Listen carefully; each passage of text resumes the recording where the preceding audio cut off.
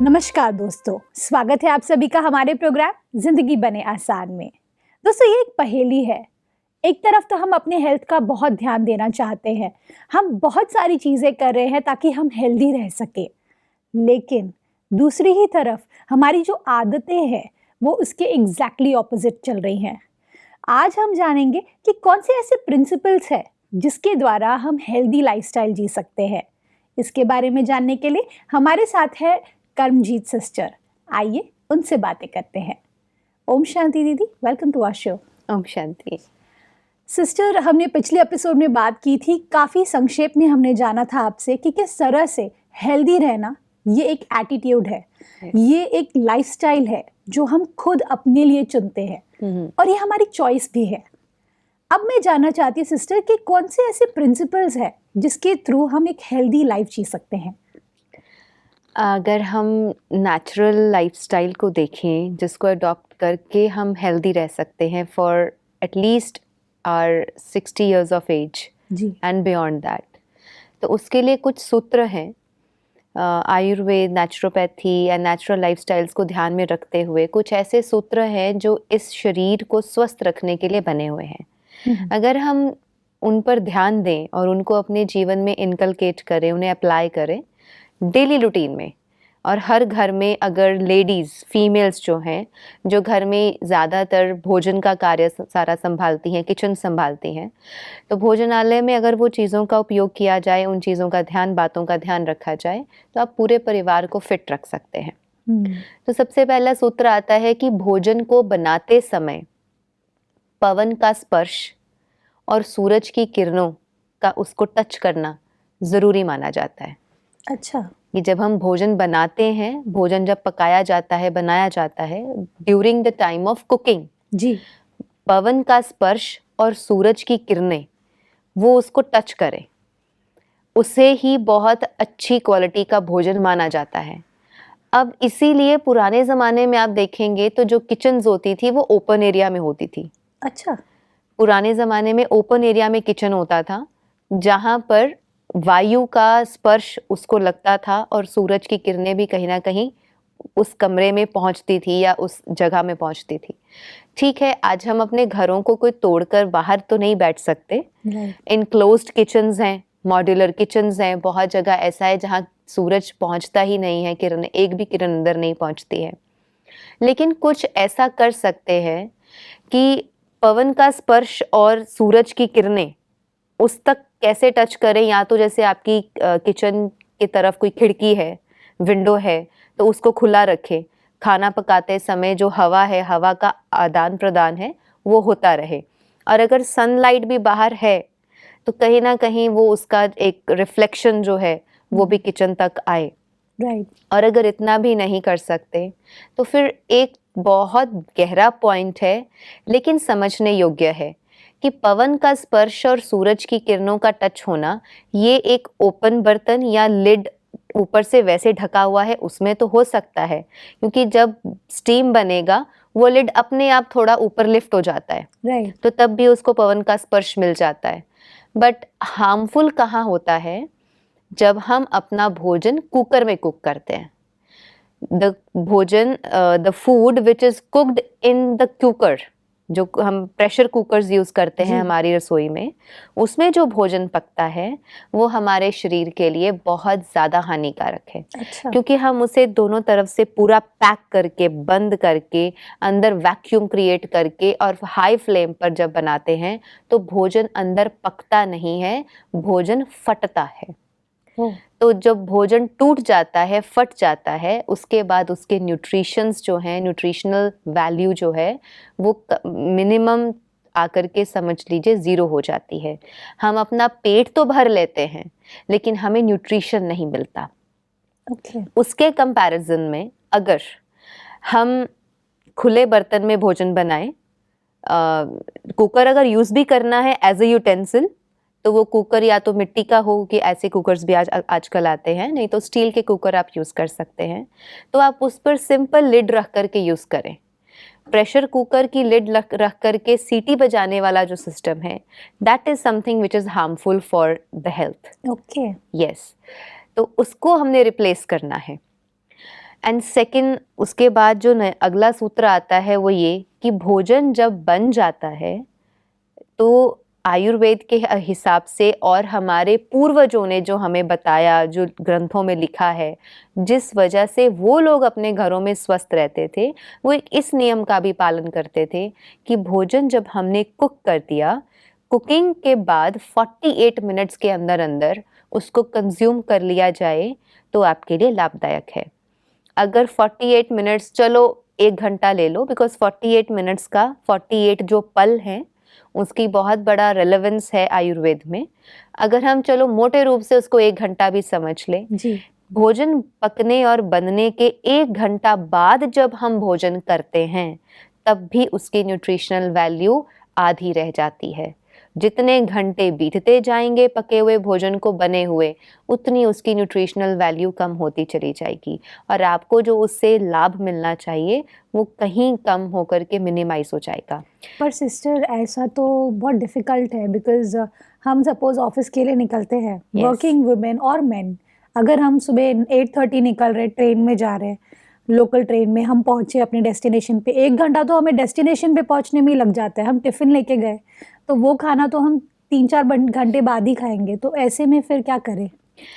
उसमें हम raw diet ले सकते हैं। We can consume fruits and vegetables. Okay, कोशिश करें कुछ इस तरीके से अपने आप को मैनेज करें, क्योंकि ये सूत्र जो हम बता रहे हैं या जो प्रिंसिपल्स हम शेयर कर रहे हैं, these are the principles for healthy living. Right, exceptions are there, that हमारे बहुत सारे दर्शक भी देख रहे होंगे, जी, बहुत सारे लोग मल्टीनेशनल्स में काम करते हैं, ड्यूटी का लाइफस्टाइल है, जॉब्स पे जाते हैं, जी, तो यूजुअली जो लोग हमें फॉलो करते हैं या जो इन बातों को ध्यान में रखते हैं, तो वो नाश्ता करके निकलते हैं और भोजन में कुछ ऐसा लेकर के जाते हैं कि जो इंस्टेंट उसी टाइम आप उसको बना करके खा सके, या फिर उसमें आप फ्रूट्स एंड वेजिटेबल्स ले सकते हैं, सैलड्स ले सकते हैं जो उसी टाइम कट किया और उसको कंज्यूम कर लिया। और राइट, जब घर आ गए लंच के बाद या जब भी आप घर वापस आते हैं, तब ताज़ा ताज़ा भोजन बना करके खाएं, उसका मज़ा ही कुछ और है। हाँ, जहाँ पे एक्सेप्शन है कि कोई ऑप्शन नहीं बचता हमारे पास और हमें वो चीज़ को करना ही है, तो ठीक है, एटलीस्ट एक भोजन आप अगर बासा खा भी रहे हैं तो एटलीस्ट मॉर्निंग एंड नाइट का जो ब्रेकफास्ट एंड डिनर है वो ताज़ा खा लीजिए। राइट, ट्रू, जितना हो तो हाँ, सके। जितना हो सके। तो this is one of the principle wow, कि जब आपकी चपाती बन गई, चपाती आपने तवे पे सेक ली, चपाती को भी रोटी को भी 48 मिनट्स के अंदर अंदर कंज्यूम करना होता है। Then only it gives us the complete nutritions which it originally has. Okay, and भोजन भी, दाल सब्जी भी जो बन गई है उसको 1 घंटे के अंदर अंदर कंज्यूम कर लें। कई बार होता है कि भोजन बना और वो पड़ा रहता है 3 घंटे, 4 घंटे, 5 घंटे, फिर उसको दोबारा से हम गर्म करते हैं। तो अगला सूत्र जो शेयर करने जा रही हूँ, जी, नेक्स्ट प्रिंसिपल, कभी भी अपने भोजन को फ्रिज में रख करके और फिर निकाल करके फिर गर्म करके खाना, this is something which creates a very great bigger mess for your stomach okay, and small and large intestines. पर- जितना डेड फूड खाएंगे, जितना बासी भोजन, जितना डेड फूड खाएंगे, उतना आपके शरीर को प्रॉब्लम्स आती हैं। This is the reason grey hair जल्दी आना, बहुत जल्दी बालों का झड़ना, बहुत छोटी छोटी बातें हैं बिल्कुल, जो कि एजिंग के साइंस नहीं हैं। आज छोटे छोटे बच्चों की, छोटे छोटे बच्चे हैं जिनके बाल झड़ रहे हैं, हेयर फॉल की प्रॉब्लम, मुझे बहुत कॉल्स आते हैं कि दीदी हेयर फॉल बहुत हो रहा है, क्या करे, ऐसे पूरे के पूरे हेयर गिरते हैं, Yeah. हेयर फॉल बहुत हो रहा है। These are the some underlying reasons which are actually ignored by Yeah. mass or by the public Yeah. at a large। तो ये चीज़ों को समझना ज़रूरी है। भोजन खाएं तो ताज़ा खाएं, और जब ताज़ा खाने की भी बात आती है तो उतना ही बनाएं जितना आपकी फैमिली उस समय में कंज्यूम करने वाली है। जी, तो अगर वो भोजन आपने बनाया और आपने ये सोच के बनाया कि दोनों टाइम चल कि रहा है। 3 टाइम का आटा गूंद लेते हैं सुबह ही, usually what people do these days, Yeah. कि सुबह एक ही बार में 3 टाइम का आटा गूंद लेंगे और वो सारा दिन आटे को चलाएंगे। Right. क्या करेंगे, आटा गूंधा और फिर उसको रख दिया हमने, रेफ्रिजरेटर में रख दिया, फिर निकाला, फिर उससे बनाया, फिर रेफ्रिजरेटर में रख दिया। रात का भोजन फिर उसी आटे से, बने हुए आटे से हम बना के चपाती खा रहे हैं, जी। तो this is also harmful for health. And vegetable और दाल, whatever pulses or vegetables you are cooking in the kitchen, उसको भी आप ये मन में रख के बना रहे हैं कि ये सुबह बना लिया है और सारा दिन इससे काम चल जाएगा, तो वो भी एक गलत आदत है। जितना खाना है उतना बनाइए, consume it completely and finish, and then second time lunch में फिर ताज़ा बनाइए, खाइए and finish. What will happen, ये जो प्रॉब्लम्स आ रही हैं, हेयर फॉल, आईसाइट का वीक होना, बाल जल्दी ग्रे होना, ग्रे जी। हेयर की प्रॉब्लम, ऐसी जो प्रॉब्लम्स हैं इनको आप दूर कर पाएंगे। भाइयों में बैल्डनेस बहुत जल्दी आता है, बैल्डनेस का भी उसका एक अंडरलाइन रीज़न ये भी होता है। अच्छा। Yes. तो these are the principles which we should take in notice and इनको follow करना चाहिए। And then next comes कि कभी भी भोजन करने से 40 minutes to 1 hour पहले and 1 hour बाद में, खाना खाने से 1 घंटा पहले और 1 घंटा बाद में ही पानी पिएं। राइट। खाना खाने के दौरान पानी ना पिएं, खाने के तुरंत पहले पानी नहीं पिया होना चाहिए और खाना खाने के तुरंत बाद भी पानी ना पिएं। हाँ, ये डाइजेशन में हैंडल करता है ना? Yes. Okay. We need to understand the concept behind it, क्योंकि जब हमारे यंग जो दर्शक हैं, जो यंगस्टर्स हमें सुन रहे हैं या जो फीमेल्स हमें सुन रही हैं, वो इन चीज़ों को समझेंगे तो नेचुरल है, खुद में भी अप्लाई करेंगे और दूसरों को भी बताएंगे। बिल्कुल। कि मान लीजिए एग्जाम्पल है, आप किचन में हैं, आपको भोजन बनाना है, आपने गैस ऑन किया, लाइटर से फ्लेम आपने लिट अप कर दी एंड उसके ऊपर आपने कढ़ाई रखी या कुछ भी कुकर रखा कि इसमें दाल या सब्जी पकेगी। तो फ्लेम ऑन करी है, दाल सब्जी के लिए आपने तेल तड़का वगैरह सब कुछ उसमें ऐड कर दिया। उसके थोड़ी देर बाद आप ठंडा ठंडा फ्रिज में से पानी निकाल के कुकर में डाल देंगे, तो क्या दाल सब्जी बन जाएगी?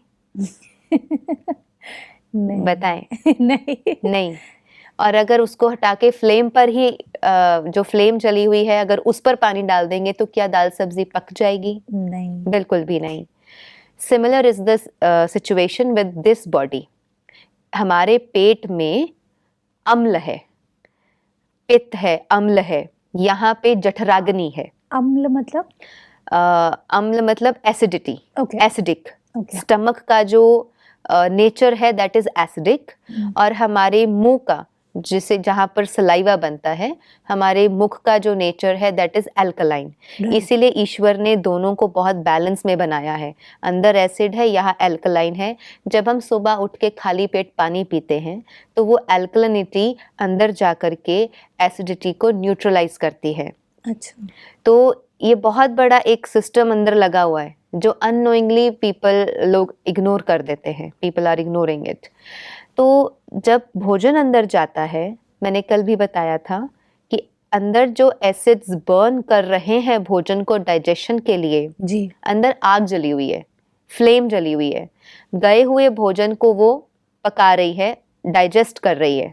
ठीक है, जैसे दूसरी फ्लेम पर, किचन की फ्लेम को इमेजिन कर लें अभी साथ में, जी। किचन पे गैस की फ्लेम पर भोजन पक रहा है, वही भोजन खाने के बाद पेट में जाकर के भी डाइजेस्ट हो रहा है।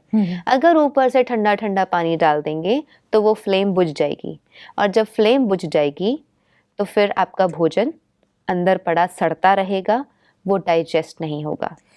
एक थोड़ा इम्पोर्टेंट क्वेश्चन है कि अगर हम खाना खाने के बाद में आइसक्रीम खाएंगे तो वो भी सेम प्रॉब्लम होगी? Yes, and I was coming to that point. Great. I was also coming to that point कि जब हमने भोजन खाया और ऊपर से ठंडा पानी पी लिया, इसी के कारण लोगों को नंबर 1 एसिडिटी, नंबर 2 गैस की प्रॉब्लम, नंबर 3 इंडाइजेशंस, ये प्रॉब्लम्स आती हैं। गैस्ट्रोएंटराइटिस, गैस्ट्रिक प्रॉब्लम्स जितनी भी हैं, लोगों को बर्प्स आते हैं, भोजन नहीं पकता और उनको कई तरह की प्रॉब्लम्स, फिर ढकार आते रहेंगे, बर्प्स आते रहेंगे, अजीब अजीब सा उनका होता रहता है, फिर मन भारी होता है, बिकॉज भोजन जो अंदर गया वो प्रॉपरली डाइजेस्ट होना चाहिए, and it takes 2 to 3 hours to get completely digested. Right. इसलिए आयुर्वेद के अनुसार भोजन करने के कम से कम 1 घंटा तक हमें पानी नहीं पीना चाहिए। हाँ, if you want to sip, कई बार किसी की नेचर ऐसी होती है, उनको बहुत ज़्यादा प्यास लगती है, क्योंकि पित्त बॉडी का इतना ज़्यादा है, अम्ल इतना बनता है पेट में कि वो तुरंत पानी मांगता है। तो राइट। थोड़ा सा 1 घुट पानी ले लीजिए। और अगर बहुत ज़्यादा नीड है तो आप अदरक और अजवाइन का पानी थोड़ा सा भोजन करने के बाद ले सकते हैं।